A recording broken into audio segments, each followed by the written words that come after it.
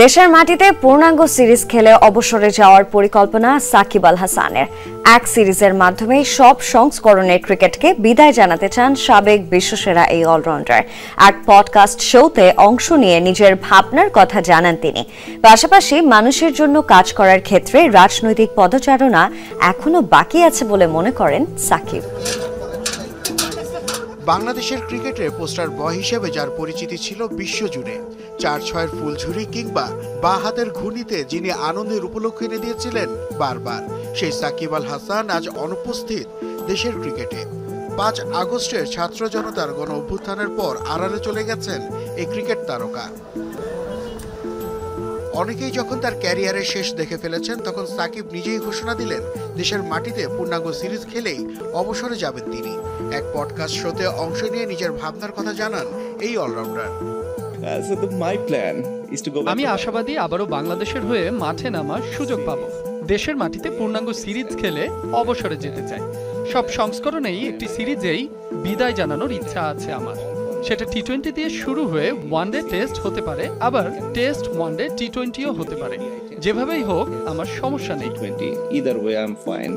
সাকিবের উঠে আসার পেছনে সমর্থকদের অবদানকে বড় করে দেখছেন তিনি, তাই তাদের সামনে বিদায় জানানোর সুযোগ করতে চান না হাতছাড়া। নিয়মিতভাবে নিজেকে ফিট রাখতে বিশ্বের বিভিন্ন প্রান্তের ফ্র্যাঞ্চাইজি লিগ খেলে যাচ্ছেন সাকিব। আমার ক্যারিয়ারে সমর্থকদের ভালোবাসা অনেক বড় প্রভাব ফেলেছে। তারা সবসময় আমার পাশে ছিল। তাদের সামনেই ক্যারিয়ারের ইতি টানতে চাই। সেজন্যই ফিট থাকতে বিশ্বের বিভিন্ন লিগে খেলে যাচ্ছি। রাজনীতিতে নাম লেখানোর প্রভাব পড়েছে সাকিব আল হাসানের ক্রিকেট ক্যারিয়ারে। 2024 সালে ভারত সফরের পর থেকেই জাতীয় দলের বাইরে আছেন সাবেক বিশ্বসেরা এই অলরাউন্ডার। তবে মানুষের জন্য কাজ করার ক্ষেত্রে রাজনৈতিক পদচারণা এখনো বাকি আছে বলে মনে করেন তিনি। আমার ক্যারিয়ারের ক্রিকেটীয় অধ্যায় প্রায় শেষ, তবে আমার মনে হয় রাজনৈতিক দিকটি এখনো বাকি আছে।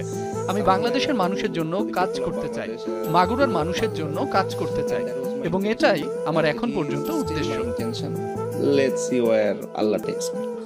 দক্ষিণ আফ্রিকার বিপক্ষে হোম সিরিজ খেলে লাল বলের ক্রিকেট ছাড়ার পরিকল্পনা ছিল সাকিবের, তবে রাজনৈতিক প্রেক্ষাপট পরিবর্তনের কারণে আর দেশে ফেরা হয়নি তার।